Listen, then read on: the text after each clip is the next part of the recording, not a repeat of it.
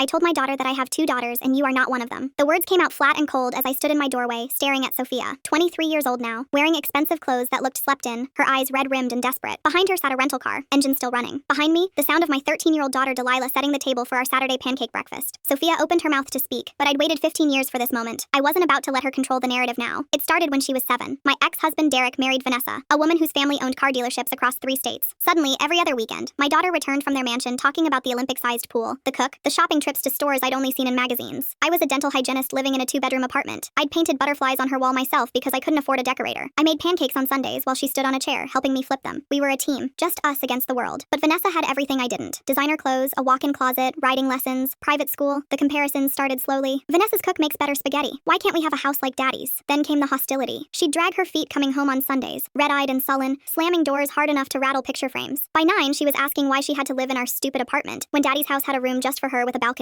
She stopped wearing clothes I bought her. They were cheap. She threw tantrums demanding name brands I couldn't afford even on sale. I called Derek to discuss it. He made vague agreeing noises and did nothing. Vanessa kept buying Sophia's affection and I couldn't compete. When Sophia turned 12, she told me point blank over dinner. She was happier at their house. She had a list ready. Better room, better food, better everything. With me, she said, everything was just hard and sad and small. 3 weeks later, Derek called. He wanted full custody, and Vanessa wanted to adopt Sophia. Legally replace me as her mother. I said no to the adoption, but Sophia went to court and testified anyway. I'll never forget watching my 12-year-old daughter take the stand in that courtroom, dressed in expensive clothes I'd never seen, her hair professionally styled. She didn't look at me when the lawyer asked where she wanted to live. With my father and Vanessa, did she want Vanessa to adopt her? Sophia looked directly at Vanessa, who was crying delicate tears. Yes, I'd love that. The judge asked if she understood this meant less time with me. Sophia said she understood, but she needed to do what was best for her. When she walked past me afterward, she glanced my way. What I saw wasn't anger or regret. It was pity. My 12-year-old daughter pitied me. The judge granted Derek custody. I got 1 weekend a month. The adoption petition was denied, but only because I refused to sign. Within 6 months, Sophia stopped coming for visits entirely. Excuses piled up, birthday parties, writing competitions, Vanessa's parents visiting. When I finally called her directly, she sighed like I was an inconvenience. You're my birth mom, she said, but Vanessa is my real mom now. I asked Derek about terminating my parental rights. He said Sophia had suggested it herself. It would make everything cleaner. She wouldn't have to feel guilty anymore about not wanting to see me. We met at Starbucks. She showed up 20 minutes late, checked her phone throughout. When I asked why she wanted this, she said it simply. I want a normal life with my actual family. You're just making that harder. I told her I wouldn't sign. I was her mother legally and biologically, and that wouldn't change no matter how much she wanted it to. She called me selfish, said real mothers put their children first, then she walked out. I went home and stared at a bottle of sleeping pills. Took 5 before rage cut through the fog. Rage that she might feel relieved by my death. I made myself vomit them up and decided then I wouldn't die for her. I'd survive. I'd build a life without her. So I did. I became a foster parent, adopted 2 daughters who actually wanted me, moved to a house with a yard, built a family from choice, not blood. And now here she was, 15 years later, standing on my porch looking broken. Delilah called from inside, asking who was at the door. I looked at Sophia one final time. My daughters are inside having breakfast. You made your choice 15 years ago. I closed the door and turned the lock.